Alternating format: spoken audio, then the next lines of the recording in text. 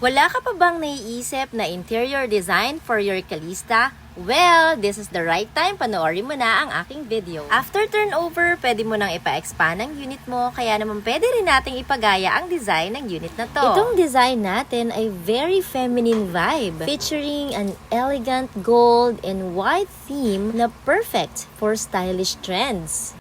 Pagdating naman dito sa toilet and bath, very simple lang at minimalist ang design. Then you have a space for your washer and dryer. So again, this is your living area.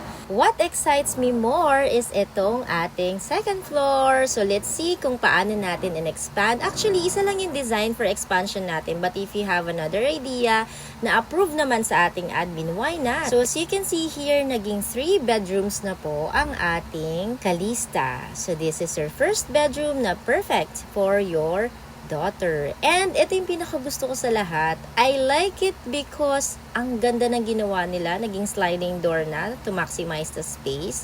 So kita mo yung loob. Actually, pwede rin siyang office area kung ikaw ay work from home.